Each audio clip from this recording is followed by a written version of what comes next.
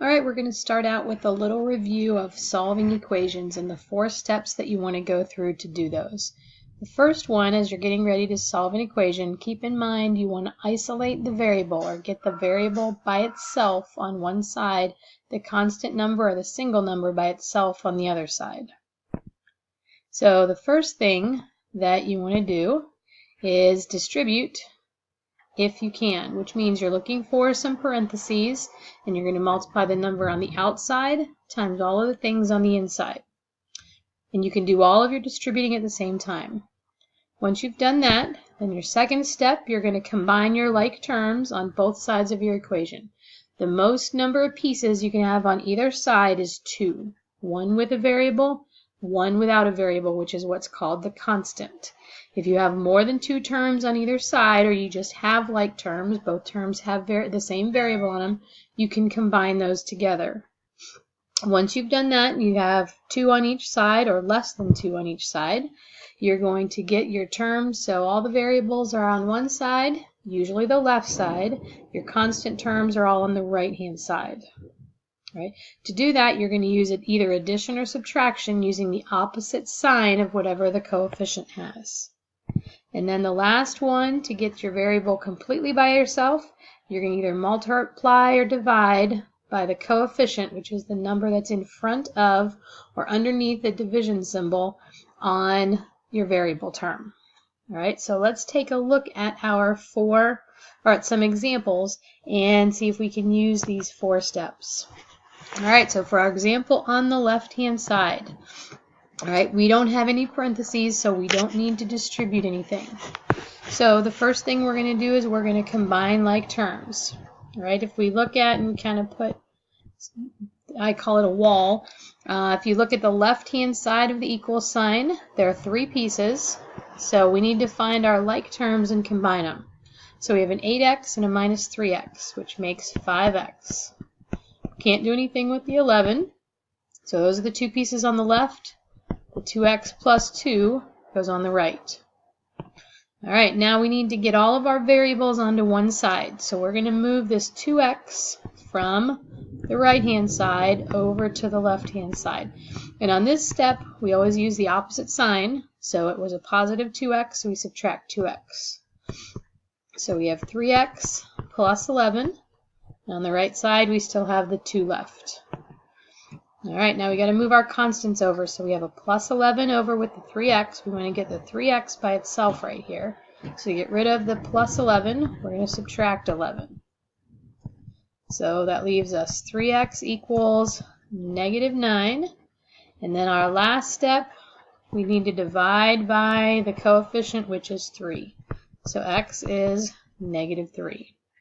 You can check these by putting them, the negative 3 back into your equation everywhere you have an x, and following your regular order of operations, see if you get the same thing. I'm not going to take the time to do that, but that's something you should do each time you solve an equation. All right, for the one on the right, we have parentheses, which means we're going to distribute. So we are going to multiply the 2/3 on the outside by everything that's on the inside. So we have 8x minus 6, and 2/3 times 6x makes 4x, and 2/3 times 15 leaves us with a 10. All right, this time we only have 2 terms on each side. None of them are like terms, so we don't have to combine anything. So we're going to move this positive 4x to the left-hand side by subtracting 4x from both sides. So we are left with 4x minus 6. Watch your signs. Make sure you keep track of what your signs are. All right, now we need to move our minus 6 over to the other side away from the x term.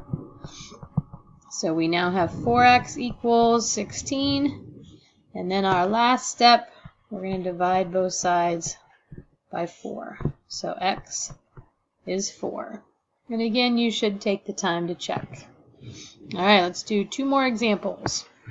All right, so we have parentheses. So the first thing we have to do is distribute. Now, on this one, we're distributing a negative 1. There's no number there, but it's a minus, so it's really hiding a negative 1. So we're going to distribute that negative 1 to both terms. All right, so we have 6m plus 31. The 4 doesn't get distributed, it just waits till we're ready to combine some things. And negative 1 times 2m is negative 2m. Negative 1 times 5 would be minus 5. Alright, we have too many pieces over here on the right hand side, so we're going to find our like terms and combine those. So we have 6m plus 31, and then the 4 minus 5 makes a minus 1. Alright, this time to get all of our variables to the left, we had a minus 2m, so this time we're going to add 2m to both sides.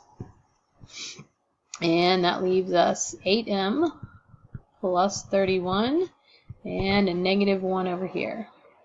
Alright, now we are ready to subtract our 31. And that leaves us 8m equals negative 32. Divide by the 8, so m is negative 4. Alright, last one like this. We are going to start out by distributing, and we are distributing a negative 2. We've got to work with those parentheses first. So we have a 4x. 10 doesn't do anything till we're ready to use it after we distribute. So we're distributing that negative 2, so it's negative 2x. And a negative 2 times a negative 4 makes a plus 8. Alright, we have too many pieces over here on the right, so we are going to combine our like terms right there. So the 4x we still have on the left. We have a negative 2x on the right, and then the 10 plus the 8 makes a plus 18. Alright, now we got variables on both sides of our equal sign, so we are going to add this 2x on. It was minus, so we're going to do the opposite and add it. So that gives us 6x equals 18.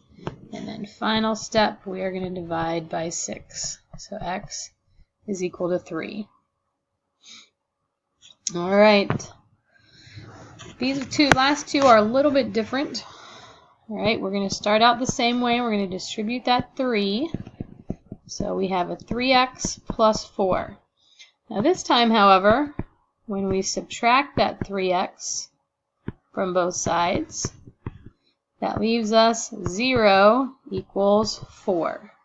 0 doesn't equal 4, and what that means is, since our variables have canceled out, that just means there's no number we can put in there that's going to make it work. So we have no solution.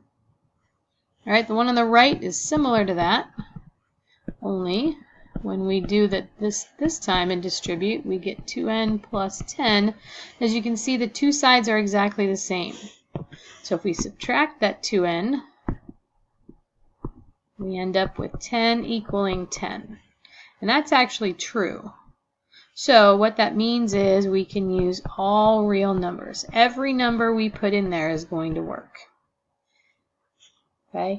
So to summarize that, if your variables cancel out and you're left with a true statement, that means that we can use all real numbers. And if we're left with a false statement, what that means is we have no solutions.